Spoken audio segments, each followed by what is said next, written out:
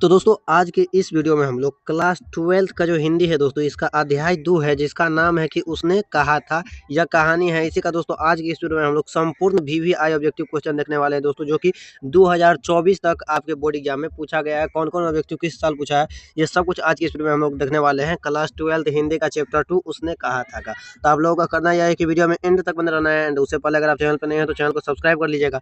तो चलिए आज की इस वीडियो को स्टार्ट करते हैं। और देखिए आपका सबसे पहला नंबर ऑब्जेक्टिव है कि उसने कहा था कहानी में क्या है कि उसने कहा था कहानी में किस शहर का चित्रण है। ऑप्शन ए है अमृतसर, बी है लुधियाना, सी है जयपुर और डी है लखनऊ। तो एक का जो राइट आंसर हो जाएगा दोस्तों अमृतसर हो जाएगा, यानी कि ऑप्शन नंबर ए इसका राइट आंसर हो जाएगा। इस पर से देखिए दूसरा नंबर आपका है कि लहना सिंह के गांव का नाम क्या था। लहना सिंह के गांव का नाम क्या था। ऑप्शन ए है मगर, बी है मांझे, सी है कटरा और डी है तेलघरिया। तो दो का जो राइट आंसर हो जाएगा दोस्तों ऑप्शन नंबर बी हो जाएगा, यानी कि मांझे इसका राइट आंसर हो जाएगा। तो याद रखिएगा कि लहना सिंह के गाँव का क्या नाम था, मांझे। इस पर से अगला नंबर है कि लहना सिंह क्या है कि लहना सिंह किस पद पर था।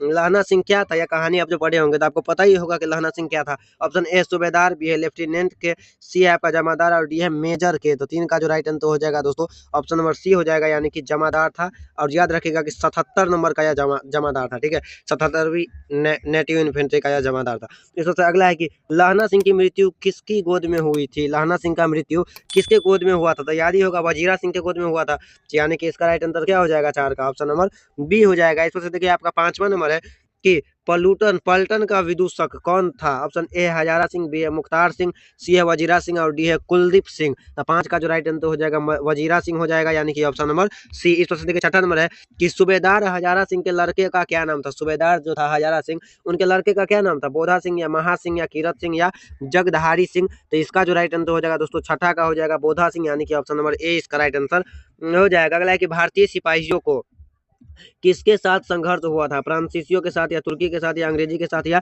जर्मनी के साथ। तो याद होगा आपको कि इसका जो है वह जर्मनी के साथ हुआ था, यानी कि ऑप्शन नंबर डी इसका राइट आंसर हो जाएगा। इस पर आठवां नंबर है कि जर्मन क्या है कि जर्मन लेफ्टिनेंट को किसने मार गिराया था। सूबेदार ने या बोधा सिंह ने या लहना सिंह ने या वजीरा सिंह ने। तो इसका जो राइट आंसर हो जाएगा लहना सिंह हो जाएगा, यानी कि ऑप्शन नंबर सी। इस पर नंबर नंबर है कि सिख राइफल्स के, देखिए अभी आपको बोला था ना कि सिख राइफल्स के जमादार लहना सिंह का नंबर क्या था। नंबर था 77, यानी कि 77। अभी आप लोगों को बताए थे। तो नौ का राइट आंसर हो जाएगा ऑप्शन नंबर ए। इस देखिए 10वां नंबर आपका है कि 10वां नंबर है कि सरकार ने क्या है कि सरकार ने सूबेदार को जमीन कहाँ दी है। ऑप्शन ए संजलपुर में, बी है अलाउलपुर में, सी है आपका जलालपुर में और डी है लायलपुर में। तो 10 का राइट आंसर हो जाएगा लायलपुर में, यानी कि ऑप्शन नंबर डी इसका राइट आंसर हो जाएगा। अगला 11वां नंबर है कि गुलेरी जी का जन्म हुआ था। गुलेरी जी का जन्म कहाँ हुआ था। तो याद होगा आपका कि कांगड़ा हिमाचल प्रदेश में गुलेरी जी का जन्म हुआ था, यानी कि ऑप्शन नंबर बी हो जाएगा। अगला है कि सुखमय जीवन क्या है। अगला कि सुखमय जीवन किसकी रचना है।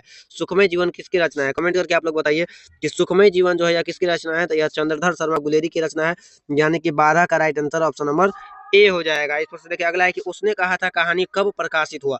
उसने कहा था कहानी कब प्रकाशित हुआ था, 1913 में या 12 में या 15 में या 1900 ईस्वी में। तो इसका जो राइट आंसर हो जाएगा 1915 ईस्वी में राइट आंसर हो जाएगा। उसने कहानी जो है यह 1915 ईस्वी में प्रकाशित हुआ था। अगला है कि कछुआ धर्म क्या है कि कछुआ धर्म किसकी कृति है। प्रताप नारायण सिंह की या बालकृष्ण भट्ट की या चंद्रधर ने रामचंद्र शुक्ल की या चंद्रधर शर्मा गुलेरी की। तो यह जो है चंद्रधर शर्मा गुलेरी का है, यानी कि ऑप्शन नंबर डी इसका राइट आंसर हो जाएगा। अगला है कि पुरानी हिंदी रचना है। पुरानी हिंदी किसकी रचना है। ऑप्शन ए है रामचंद्र शुक्ल की, बी है हजारी प्रसाद द्विवेदी की, सी है नामवर सिंह की और डी है चंद्रधर शर्मा गुलेरी की। तो 15 का जो राइट आंसर हो जाएगा ऑप्शन नंबर डी ही हो जाएगा, यानी कि चंद्रधर शर्मा गुलेरी की। अगला है कि कौन सा निबंध क्या है कि कौन सा निबंध गुलेरी रचित नहीं है।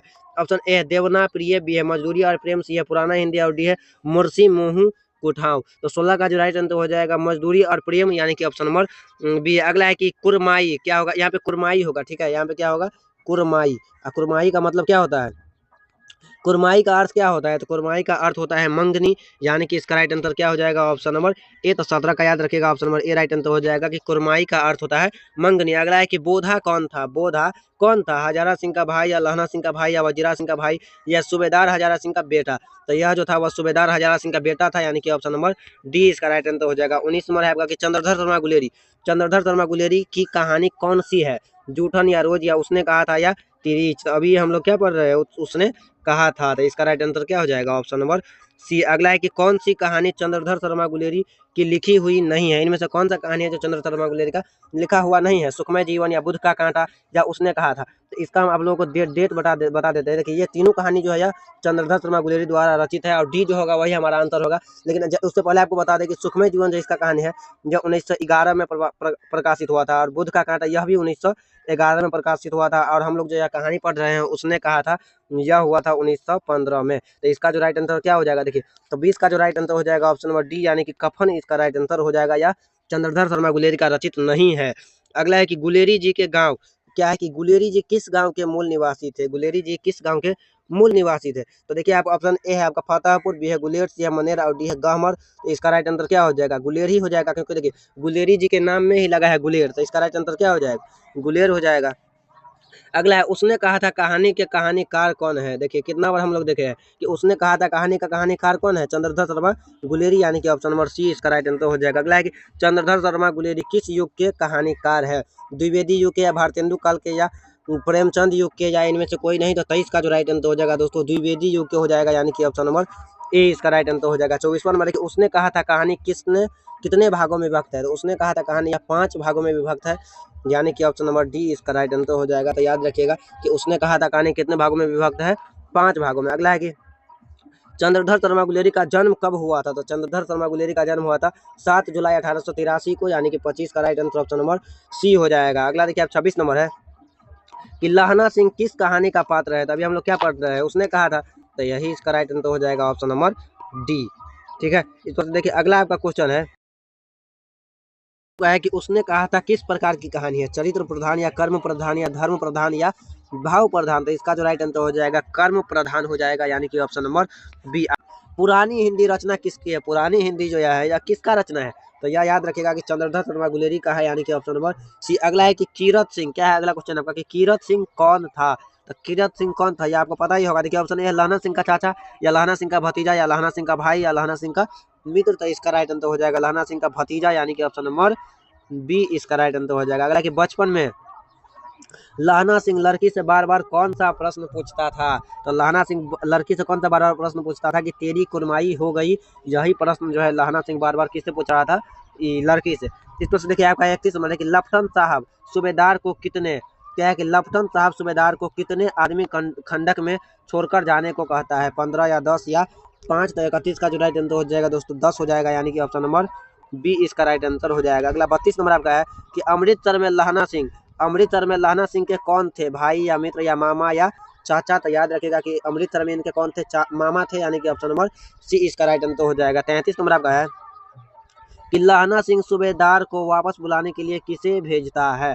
वजीरा सिंह को, या बोधा सिंह को, या कीरत सिंह को, या अतर सिंह को? तो 33 का राइट आंसर हो जाएगा वजीरा सिंह को, यानी कि ऑप्शन नंबर ए। अगला है कि सूबेदारनी ने अपने पति एवं पुत्र की रक्षा के लिए किससे कहा? वजीरा सिंह से, या लहना सिंह से, या कीरत सिंह से, या इनमें से कोई नहीं? तो 34 का राइट आंसर हो जाएगा ऑप्शन नंबर बी, यानी कि वजीरा सिंह से इसका राइट आंसर हो जाएगा। अगला है कि लहना सिंह का सिर अपनी गोद में लेकर कौन बैठा था? Option A Hazara Singh, B है कीरत सिंह, सी है वजीरा सिंह, और डी है अतर सिंह। तो 35 का जो राइट आंसर हो जाएगा दोस्तों यह वजीरा सिंह हो जाएगा, यानी कि 35 का राइट आंसर क्या हो जाएगा? ऑप्शन नंबर सी। 36 नंबर है कि लहना सिंह के मामा कहाँ रहते थे? तो लहना सिंह के मामा कहाँ रहते थे? अमृतसर में, यानी कि ऑप्शन नंबर बी इसका राइट आंसर हो जाएगा। और देखिए आज का आपका आखिरी क्वेश्चन है कि उसने कहा था, क्या है? उसने कहा था किस वर्ष की रचना है? तो अभी आपको बताया था कि 2 गो कहानी था, सुखमय जीवन और बुद्ध का कांटा, वह हुआ था 1911 में प्रकाशित, और यह जो है उसने कहा था यह हुआ था 1915 में। तो इसका राइट आंसर क्या हो जाएगा? 1915 में, ऑप्शन नंबर ए। तो आप लोग कमेंट करके बताइए कि आप लोगों को यह वीडियो कैसा लगा है। अगर वीडियो अच्छा लगा है तो वीडियो को लाइक और चैनल को सब्सक्राइब अवश्य ही कर लीजिएगा। तो चलिए मिलते हैं फिर से किसी और नेक्स्ट वीडियो में, तब तक के लिए जय हिंद, जय भारत।